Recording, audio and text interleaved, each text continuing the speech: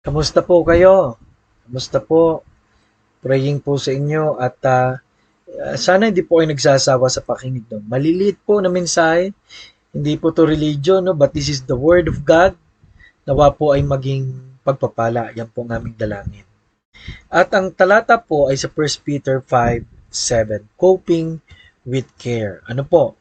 Sabi po sa 5:7 of 1 Peter, ilagak ninyo sa Kanya ang lahat ng inyong kabalisahan sapagkat siya'y nagmamalasakit sa iyo.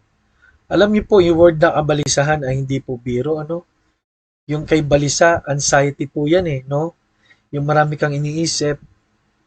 At sabi ron, siya'y nagmamalasakit sa iyo. Alam niyo po, wala na pong pinamagandang verse tungkol kay Jesus at sa atin na siya'y nagmamalasakit.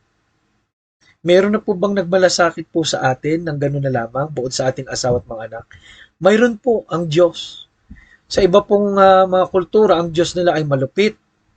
At ang Diyos po nila ay parang iba po ang pagkaunawa sa tao, no? Pero ang Diyos natin ay maunawain. Kaya salamat po sa dakilang niyang pag-ibig. Kahit po ngayon, mayroong mga pagkakataon that some are careless. Zephaniah 2:15, the city that dwelt carelessly, how is she become a desolation? Pag ang mga tao po ay wala ng pakialam sa mga tao, ay may parusa po sa Diyos. Ano po? Mga aksidente, mga scam, lahat po yan ay dahil sa selfishness at carelessness. And many are so careless about spiritual things na kahit alam nilang kailangan nilang tumanggap sa Panginoon, kailangan nila ang spiritual food, kailangan po nila na pumunta sa tahanan ng Panginoon ay wala po, no? Hindi po napiplease ang Diyos dyan because siya nga po ay God of care. Ano po? Some are careless at dito po sa 2, some are careful. Some careful dapat po ito, no? Be careful for nothing but in everything by prayer. Kung nakakita po tayo ng problema sa mundo, no? Problema sa ating mga kapitbahay, we should be careful to pray for them.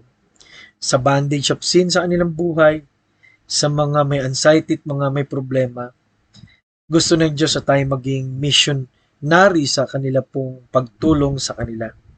Number 3, some are carefree, walang pakialam. No po? Pero sa isang banda, sabi po ng Galatia 5:1, stand fast in the liberty wherewith Christ hath made us free. Ang iba naman ay wala nang iniisip. Bakit po? Wala na tayong bandage sa kasalanan. Ang Panginoon ay ating bato. Lagi tayong tinutulungan sa kahit anumang karamdaman o kalagayan. Ano po? Some are carefree. Wala nang iniisip pa. Some are caring. And one is some are careless. Nawa po ay mag-care po tayo dahil mayroong nagmalasakit sa atin.